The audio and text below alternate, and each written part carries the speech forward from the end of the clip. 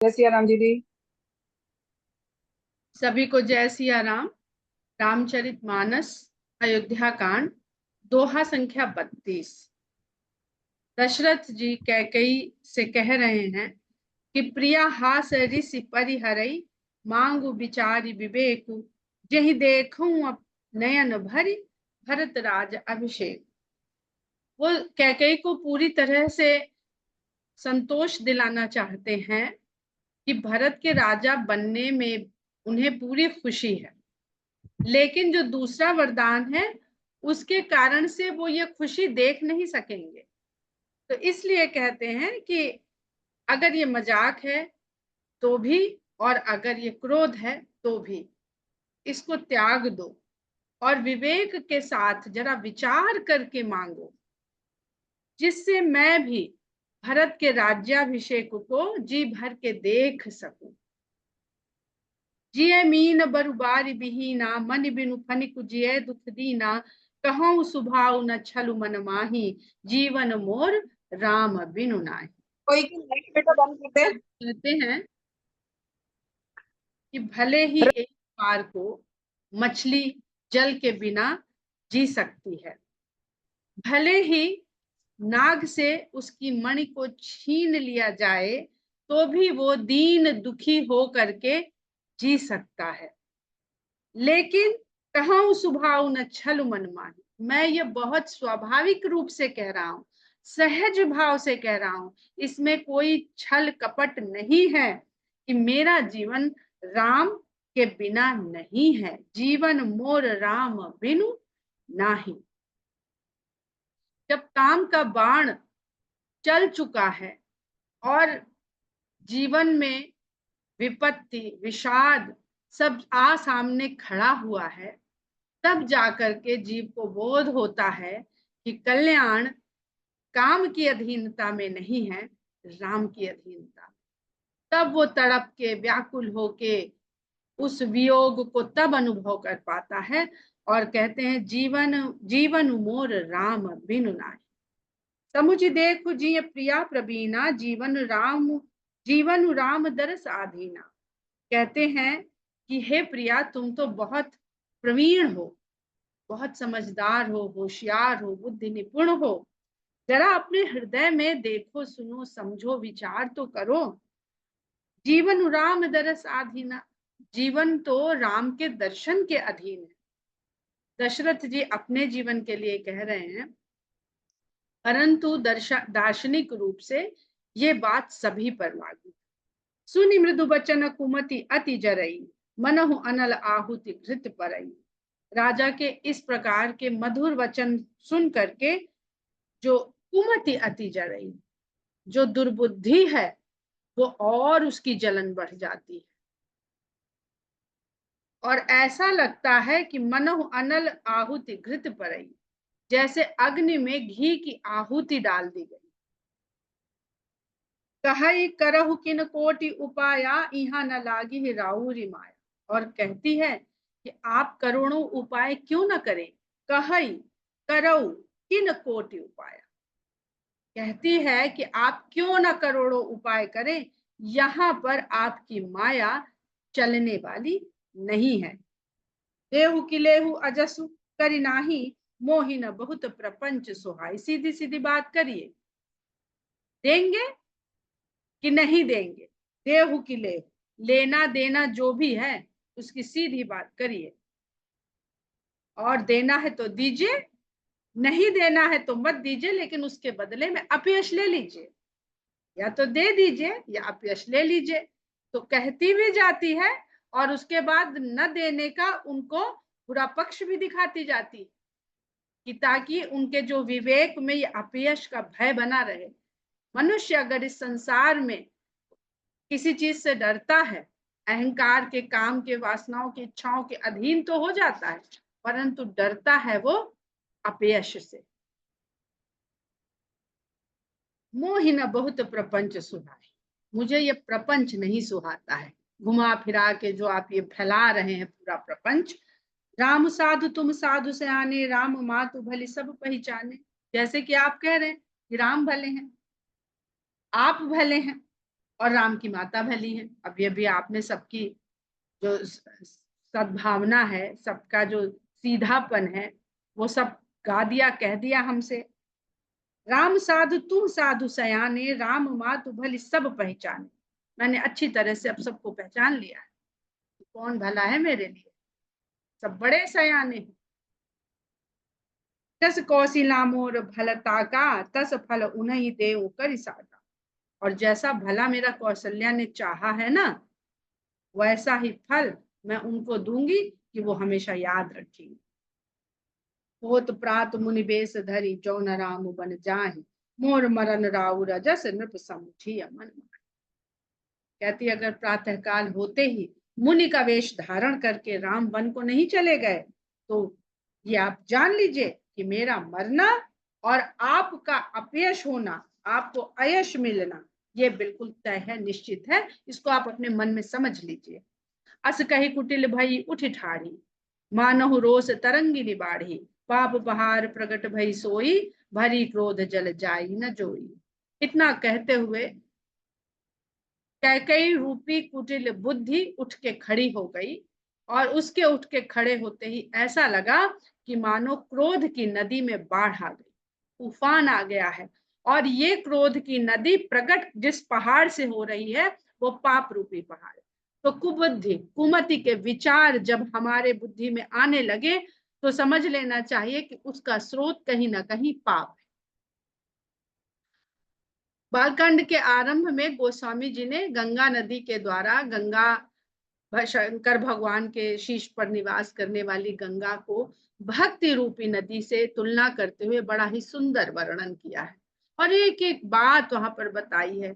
उसके उद्गम, उसका बहाव, उसका बहना, उसका गांव नगरों के बीच से होकर गुजरना, उसके किनारे के बाग बगीचे, सुंदरता, सबका वर्णन किया है। तो वही बुद्धि की बात फिर हम कहेंगे कि अगर सद्बुद्धि है तो उसकी क्या दशा होती है, और अगर कुबुद्धि है तो वहां पे चलने वाली जो वैचारिक नदी होती है, उसका क्या स्वरूप होता है। उस स्वरूप को समझाने का प्रयास है इस प्रसंग के द्वारा कि पाप पहाड़ प्रगट भई सोई। ऐसा लगता है ये क्रोध रूपी नदी जिसमें बाढ़ आई हुई है, ये पाप के पहाड़ से प्रकट हुई है, और भरी क्रोध जल जाई न जोई।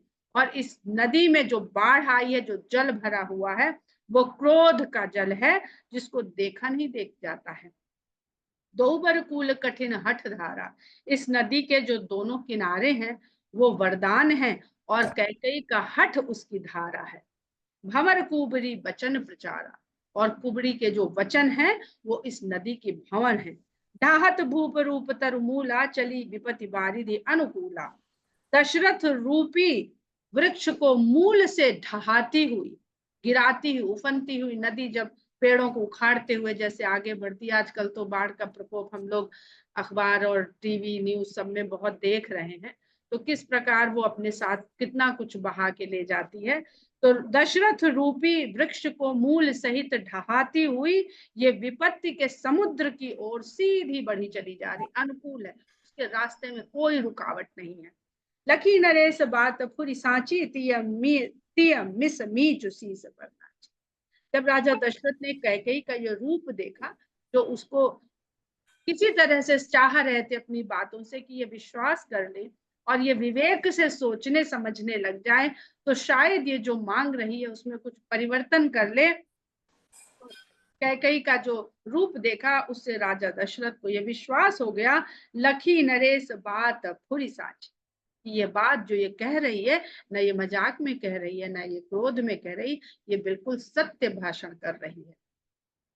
मिस मीचु शीस पर नाची, और राजा दशरथ को ऐसा लगा जैसे स्त्री के रूप में उनकी मृत्यु हुई, उनके शीश पर नाच रही। मीच का अर्थ यहाँ मृत्यु से लिया गया है। मीच का अर्थ हम लोग ये भी जानते हैं कि आंख बंद करने को अवध क्षेत्र में आंख मीचना कहते हैं, और आंख मीचने पर सब अंधकार हो जाता है, कुछ नहीं दिखता है। तो वैसी मृत्यु भी अंधकार के द्वारा ही काल को, मृत्यु को इस तरह से बताया जाता है। तो ऐसा राजा दशरथ को लगता है कि स्त्री के रूप में उनकी मृत्यु उनके शीश पर नाच रही है। गही पद विनय की बैठा, फिर वो एक प्रयास करते हैं और कैकेयी के चरण पकड़कर विनती करते हुए बैठाते हैं। जन दिन कर कुल होसी कुठारी, और कहते हैं कि सूर्य वंश के लिए तुम कुल्हाड़ी के समान मत बनो, मांग माथ अबही देव तो, अगर तुमको इतना ही आघात करने का रोष चढ़ा हुआ है तो मेरा मस्तक मांग लो, अभी दे देता हूं। मांगु माथ अभई देव तो ही, राम विरह जनि मारसी, लेकिन राम के विरह में मेरे मरने का साधन मत बनाओ। राखु राम कहु जेहि तेहि भांति, ना हित जरहि जन्म भर छाती, जैसे तैसे भी हो सके राम को रोक लो, वरना तुम्हारी भी छाती पूरे जन्म भर जलती रहेगी। देख व्याधि असाध नृप परे उधरन धुनि मात, कहत परमारथ वचन राम राम। लेकिन कैकेयी के ऊपर राजा दशरथ की इन बातों का, इस तरह से विनम्रता का कोई असर न होते देख करके राजा दशरथ इस व्याधि को असाध्य समझ लेते हैं। अर्थात उनको ये जो घटनाक्रम हो रहा है ये असाध्य रोग के समान उनको पता चलता है, अनुभव होता है। और नृप परे धरन धुनि मात, और वो अपना माथा पीटते हुए फिर से धरती पर गिर पड़ते हैं। कहत परम आरत वचन, और दुख से भरे हुए वचन बोलते हुए वो केवल राम राम रघुनाथ रटने लगते हैं, क्योंकि उनको ये समझ में आ जाता है कि जो वो चाह रहे हैं वो होने वाला नहीं है। व्याकुल राउ शिथिल सब गाथा, करनि कलप तरु मनहु निपाता। राजा व्याकुल होकर के धरती पर गिर पड़ते हैं, उनका सारा शरीर शिथिल हो जाता है। ऐसा लगता है राजा को धरती पर पड़ा हुआ देख के जैसे हथिनी ने कल्प वृक्ष को गिरा दिया, निपाता गिरा दिया है, उसको पतन कर दिया है। फिर यहाँ पर हाथी हथिनी जो विषय कामनाओं के प्रतीक के रूप में लिए जाते हैं, जब इस विषय रूपी हाथी और हथिनी इस जीवन रूपी वन में हम उनके सामने पड़ जाते हैं, उनके सामने विवश हो जाते हैं, तब हमारा पतन इसी प्रकार हो जाता है कि हमसे नहीं संभलता है। तब हम केवल राम राम राम ही पुकारते हैं और उन्हीं से आशा करते हैं कि वही हमें संभाल सकते हैं। इस समय कंठ सूख मुख आव न बानी, उनका गला सूख गया और मुख से वाणी नहीं निकल रही है। जनु पाठीन दीन गुण पानी, ऐसा लगता है कि पहिना मछली जो है वो बिना पानी के जमीन पर पड़ी हुई तड़प रही है। ऐसे राजा धरती पे पड़े हुए तड़प रहे हैं। उन्हें कह कटु कठोर कैकेयी, मनहु घाय महु माहुल गई।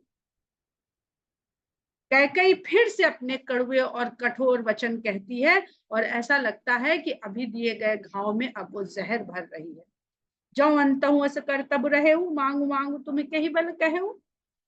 राजा दशरथ की इस अवस्था को देख के कहती है कि अगर आपको ऐसे ही, अगर हम यहाँ पे कहें तो अंत में ऐसे ही करना था, यही दिखावा करना था, तो ये समझ में आता है कि यही सब नाटक अगर करना था, जो उनकी पीड़ा है, जो उनकी व्याकुलता है, उसको वो बनावटी मानते हुए कह रहे कि अगर अंत में यही सब तब करना था तो काहे को किस बल से आप मांगो मांगो कह रहे थे। यही आपकी देने की क्षमता, मांगो मांगो तुम के ही बल कहे हो, किसके बल पर मांगो मांगो कह रहे थे। आप तो एक मांगने पे धाराशायी होकर के गिर पड़े। दुई की होई एक समय भुआला, हसब ठठाई फुलाऊ गाला, दानी कहा अरु कृपनाई, होई की खेम कुशल रोताई। एक समय में हे राजन, एक समय में दो बातें एक साथ नहीं हो सकती हैं कि हम ठठा के हंस भी ले और गुस्से में गाल भी फुला के बैठ लें। या तो हम ठठा के हंस सकते हैं या हम गुस्से में गाल फुला के बैठ सकते हैं। ये दोनों क्रिया एक साथ नहीं करी जा सकती। और हम दानी भी कहलाना चाहें, देने वाले भी में भी हम अपना नाम शिरोमणि रखना चाहें और हमारी कृपणता भी बनी रहे, हम कंजूसी भी साधे रहें और दानी भी बन जाएं, ये भी एक साथ नहीं हो सकता। तो क्यों कहा था मांगो मांगो? वो जब देने की अंदर से ना इच्छा थी, ना शक्ति थी, ना सामर्थ्य थी, ना भाव था, ना नियत थी। वो होई की खेम कुशल रोताई। रोताई राजपुताई ठकुराई, राजपुताई को अगर हम बोलते हैं तो रौताई। राजपूत का या ठाकुर का कर्तव्य होता है सबकी रक्षा करना। जब वो रक्षा करने के लिए निकल पड़ता है युद्ध भूमि में, तो फिर अपनी कुशल क्षेम उसकी रहेगी कि बनी रहेगी कि नहीं, इसकी परवाह नहीं करता, क्योंकि युद्ध में जाके वो मार भी सकता है और मर भी सकता है। जब ये जान लेता है तभी वो युद्ध के लिए आगे बढ़ता है। तो कहती है कि होई कि खेम कुशल रोताई, क्या कुशल क्षेम राजपुताई में भी रह सकती है? छाणहु बचन की धीरज धरहु जनि अबलाजी में करना, या तो धीरज धारण करके जो देने को कहा है उसको दीजिए, या वचन को छोड़ दीजिए। किंतु ये अबला के समान ये कारुणिक दृश्य मत उपस्थित करिए। करुणा कर रहे हैं, रो रहे हैं, पीट रहे हैं, माथा अपना गिर गिर पड़ रहे हैं, ये क्या अबला स्त्री की बात। ये बहुत सुंदर यहाँ पर देखने को मिलता है। जब हम लोग बात करते हैं कि तुलसीदास जी ने नारी की निंदा करी है अपने इस ग्रंथ में, तो ये देखने में आता है जब हम समझ के इसको ध्यान से देखते हैं कि यहाँ पर कैकई दशरथ को अबला जिमी कह रही है, तो यहाँ पर सबल कैकई है और अबला या निर्बल दशरथ है। और क्यों अबला की भांति है? फिर वही बात आती है कि काम के वशीभूत होकर के वो अबला की भांति। तो इस संसार में जीव निर्बल या अबल कब हो जाए, वो स्त्री हो या पुरुष हो, वो विषयों के पीछे भागेगा तो निर्बल होता जाएगा। यहाँ पे हम लोग जो फेमिनिज्म है ना, तथाकथित आधुनिक फेमिनिज्म, वो हम मानते हैं कि सामाजिक विसंगतियां कुछ ऐसी हुई हैं जिसके कारण हमारे समाज में, हमारे देश में, पूरे विश्व में एक स्त्री पुरुष में बहुत बड़ा भेद उत्पन्न हो गया है। और उसके चलते हमें इस तरह के विचारधारा को लाना पड़ा है, उनको आगे बढ़ाना पड़ा है, ताकि ये जो असमानता व्याप्त हो गई है ये दूर हो सके। किंतु ग्रंथ में, दर्शन में, अध्यात्म में जब ये बात कही जाती है तो वो बहुत गहराई की गूढ़ बात होती है। उसका वहां पर इस तरह से उसको नहीं लेना चाहिए कि यहाँ पर स्त्री को कमजोर बताया जा रहा है, क्योंकि सामने दिख रहा है, जब हम चरित्र के हिसाब से देख रहे हैं तो निर्बल तो यहाँ दशरथ है और सबल कैकेयी है। जनि अबला जिमि करुणा करहु तनुतीय तनय धाम धनु धरनी सत्य संध कहूं तृण सम बरनी। और फिर उन्हें नीति याद दिला देती है कि सत्य का संधान करने वाले को, सत्य के मार्ग पे चलने वाले को, तनु अपना शरीर, तीय अपनी स्त्री, तनय अपना पुत्र, धाम अपना घर, धनु अपना धन, और धरनी अपनी जमीन जायदाद, ये सब तृण के समान बताई गई। उनका वर्णन तृण के समान कहा गया है। जैसे तृण को त्याग देने में झटक देने भर का ही सामर्थ्य चाहिए, बहुत सामर्थ्य नहीं चाहिए तृण को अपने शरीर से झटक हटाने के लिए। तो ये क्षय की क्षय वस्तुएं सत्य संध पुरुष के लिए तृण के समान कही गई हैं। मरम बचन सुनि राउ कहु कछु दोष न तोर, लागे तो ही पिशाच जिमि काली। जब नीति की बात सुनते हैं तब राजा दशरथ को समझ में आ जाता है। मरम वचन सुनि राव, ऐसे मार्मिक वचन जब कैकेयी के मुख से सुनते हैं जिसके साथ उन्होंने सदा प्रेमालाप ही किया है, कभी इस तरह की आपस में उनकी बातचीत ही नहीं हुई है, तो ऐसे मार्मिक वचन जब वो कैकेयी के मुख से सुनते हैं तो कहते हैं तेरा कोई दोष नहीं है, ऐसा लगता है कि जो मेरा काल है वही पिशाच के रूप में तेरे मुख से ये सब कहलवा रहा। चाहत न भरत भूपत ही भोरे, विधि बस कुमति बसीजियत। भरत राजा नहीं होना चाहते हैं, ये विधाता के वशीभूत होने के कारण तू अपनी कुबुद्धि के वशीभूत हो गई है। सो सब मोर पाप परिणामो, भयउ कुठाहर जहि विधि बामो। ये सब मेरे ही किन्हीं पापों का परिणाम है, जिसके कारण आज विधाता मेरे विपरीत हो गया है, मेरे प्रतिकूल हो गया है। कुठाहर, जिधर हमारा ठौर ठिकाना हो वो बुरा हो गया है, हमारे प्रतिकूल हो गया है। सुबस बसे ही फिर अवध सुहाई, सब गुण धाम राम प्रभुताई। करी हैं भाई सकल सेवकाई, हो ही हितिहुपुर राम बड़ाई। तोर कलंक मोर पछताऊ, मुए हूं न मिट ही जाई। कहते हैं कि फिर ऐसा समय आएगा कि अयोध्या बहुत सुहावनी होके फिर से सुंदरता से बसेगी और गुणों के धाम राम की ही प्रभुता होगी। सब गुण धाम राम प्रभुताई, और करिया भाई सकल सेवकाई, सारे ही भाई उनकी सेवा करेंगे, उनकी आज्ञा का ही पालन करेंगे। हो ही तिहुपुर राम बड़ा, और तीनों लोकों में राम की बड़ाई होगी। लेकिन तोर कलंक मोर पछताओ, तेरा कलंक और मेरा पश्चाताप मुए न मिट ही न जाए गाओ, ये मरने के बाद भी कहीं नहीं जाएगा। अब तो ही नीक लाग कर सोई, लोचन ओट बैठ मुंह धोई। अब तुझे जो अच्छा लगता है वही कर, लेकिन मेरी आंखों के सामने से अपने मुंह को छुपा के हट जा। तब लग जियऊं कहूं कर जोरी, तब लग जन कछु कह से बहो। जब तक मैं जिंदा रहूं तो मैं हाथ जोड़कर तुझसे कहता हूं कि तब तक अब मुझसे फिर कुछ मत कहना। फिर पछतई है से अंत अभागी, मारिस गाई नहारू लागी। और अंत में हे अभागी, तू तू पछताएगी ही, तुझको पछताना ही पड़ेगा, क्योंकि तू चमड़े की खातिर गाय को मार रही।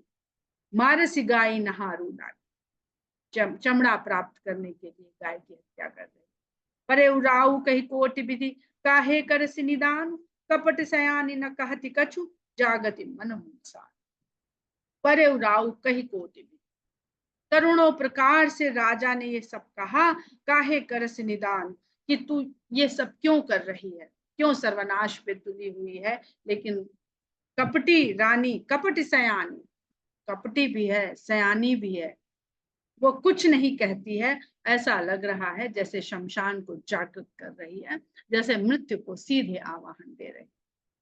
राम राम रट बिकट भुआलू, जन बिनु पंख विहंग बेहालू। हृदय मनाव भोर जनि होई, राम ही जाई कहे जनि कोई।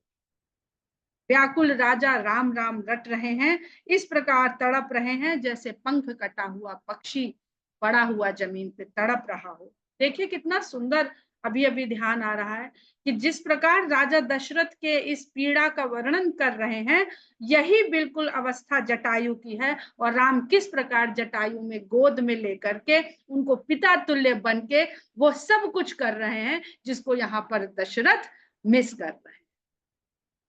बहुत सुंदर भाव है, जो यहाँ लिख दिया है वो वहां जाके किस तरह पूरा होता है।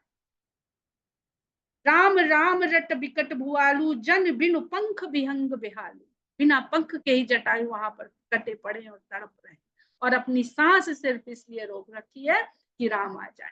तो ऐसा लगता है कि किसी न किसी रूप में जीव उस चीज को पा ही लेता है जिसके लिए वो बेहाल होता है। राम को रट रहे हैं, राम को याद कर रहे हैं, तो उनकी ये इच्छा पूरी राम कैसे ना करें।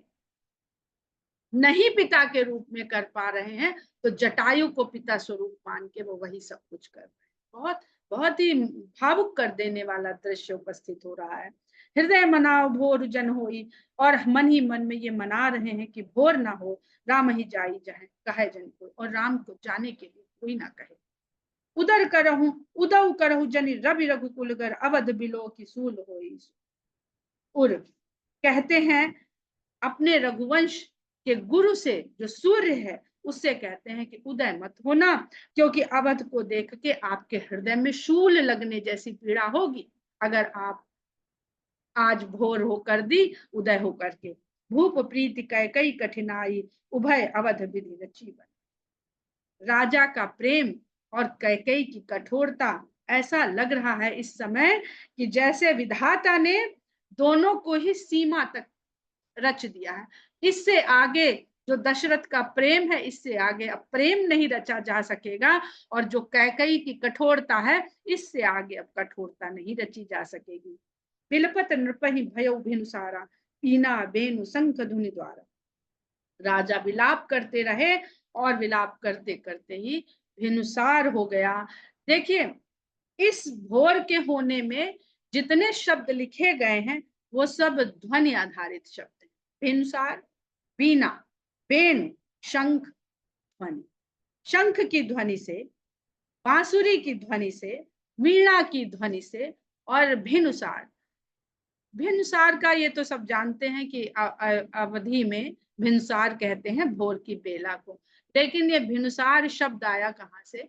रामचरित भवन में ही किसी विदुषी ने इसके बारे में बताया था कि प्रातः होने पे जब कमल खुलता है, उसके भीतर जो भौरे बंद हो जाते हैं, कमल बंद होने के कारण वो जब निकलते हैं तो भिन भिन भिन भिन की एक आवाज करते हैं। वो भिन भिन भिन भिन भिन्नाहट की जो आवाज है वो शांत वातावरण में जब गूंजती है तो लोगों को पता चलता है कि भिन भिन होने लगी है, भोर हो गई। तो उस भिन भिन की आवाज का जो काल है, जो समय, वो भिन्नुसार कहलाता है। तो सब इसमें सारी ध्वनियों का गोस्वामी जी ने वर्णन किया है इस चौपाई में। और फिर उसके बाद जो ध्वनि का ही फिर कह रहे हैं कि ध्वनि से, क्योंकि आंख मूंदे पड़े होंगे, कुछ शक्ति नहीं रह गई है, केवल कान से जो ध्वनि आ रही है उससे पता चल रहा है। सबसे पहले पता चल रहा है जो कक्ष में लोग हैं उनको कैसे पता चलता है, ध्वनि से पता चलता है कि भोर हो गई है। पढ़ई भाट गुण गावही गायक, भाट लोग राजा के गुणों का पढ़ के गायन कर रहे हैं। और सुनत नृपहि जनु लागे साया, जब राजा को ये ध्वनियां सुनाई पड़ी तो ऐसा लगा कि उनके तीर लग रहे हों आगे। अब यहाँ पर देखिए तो सारा प्रसंग जो है वाणी और श्रवण के द्वारा ही तुलसीदास जी ने कितना सुंदर गढ़ा है। हम क्या सुनते हैं, क्या बोलते हैं, क्या क्योंकि पूरा पूरा प्रसंग जो है सरस्वती के द्वारा संचालित, वाणी के द्वारा संचालित। तो वाणी जो है असर कहाँ से करती है, श्रवण से असर करती। तो वहां अभी अंत भी जो इस प्रसंग का हो रहा है, जब अब ये मोड़ ले लेगा, वो भी श्रवण के द्वारा ही तुलसीदास जी इसको यहाँ पर लाके छोड़ते हैं। और मंगल सकल सुहाही न कैसे, सहगामिनी विभूषण जैसे, ये सारे मंगल का संकेत देने वाले ध्वनियां हैं, ये राजा दशरथ को बिल्कुल भी नहीं सुहा रहे हैं। ठीक उसी तरह सहगामिनी, साथ जाने वाली स्त्री जैसे सजती है, सती होने के लिए जाने वाली स्त्री जब आभूषण श्रृंगार आदि से विभूषित होती है तो उसको देख के कोई प्रसन्न नहीं होता है, ये नहीं कहता है कि आप बड़ी सुंदर है। तही निस नींद परी नहीं काहू, राम दरस लालसा उछाऊ।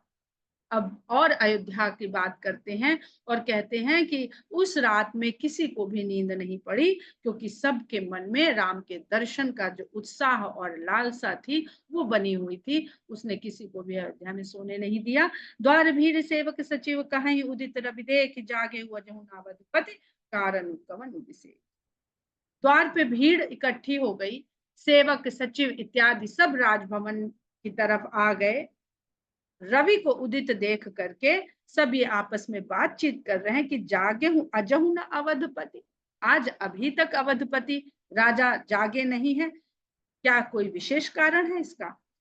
पछिले पहर भूप नित जागा, आज हम ही बड़ अचरज लागा। वैसे तो राजा ये जो पहर हो गया है इससे पिछले पहर में ही, यानी इससे एक पहर पहले ही जग जाते हैं। कब, जब भिनुसार हो रहा है, जब वीणा वेणु शंख बजने लगे हैं, भाट गाने लगे हैं, इससे पहले पहर में ही राजा जग जाते हैं। आज तो ये बड़े आश्चर्य की बात लग रही है।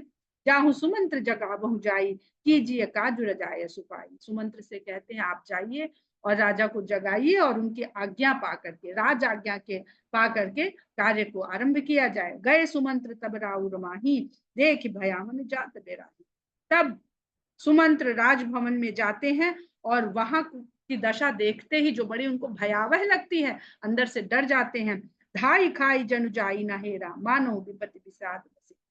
लगता है धाई खाई, धाई जो संस्कृत का शब्द होता है धाव, उससे धाई बन रहा है, धाई खाई, ऐसा लगता है दौड़ के खा लेगा।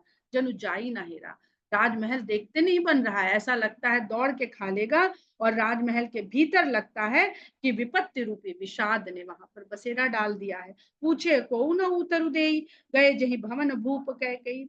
जिससे भी पूछते हैं कोई उत्तर नहीं देता है।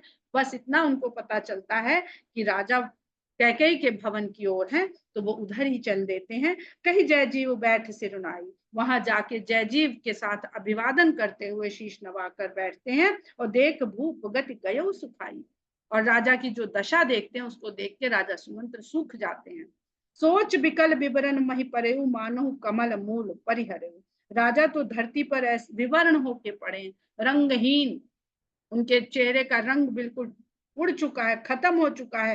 व्याकुल और चिंता युक्त होकर धरती पर पड़े हुए राजा दशरथ को देखते हैं। ऐसा लगता है मानो कमल जड़ से उखाड़ करके फेंक दिया गया हो। सचिव सभीत सकही नहीं पूछी, बोली अशुभ भरी शुभ छूटी। सुमंत्र भयभीत हो जाते हैं और पूछ नहीं पा रहे हैं कि ये सब क्या है, क्या हो गया है। तो उसी समय में अशुभ से भरी हुई और शुभता से रिक्त हुई कैकेयी बोलती है, परी न राजहि नींद निस, हे तु जान जगदीश, राम राम रटि भोर किय, कहई न मरम महिष। राजा को रात भर नींद नहीं पड़ी है, क्या कारण है ये तो भगवान ही जाने। परी न राजहि नींद निस, पूरी निशा भर राजा को नींद नहीं पड़ी, हेतु जान जगदीश, कारण जगदीश ही जाने। राम राम रट भोर की, बस राम राम रटते हुए भोर कर दी है। और कहा ही न मरम महिष, इसका मर्म क्या है, इसका भेद क्या है, ये राजा कहते नहीं। इसके आगे का प्रसंग जो बहुत मार्मिक है और बहुत बड़ा परिवर्तन लाने वाला है, उसको हम लोग कल पढ़ेंगे। जय सिया राम।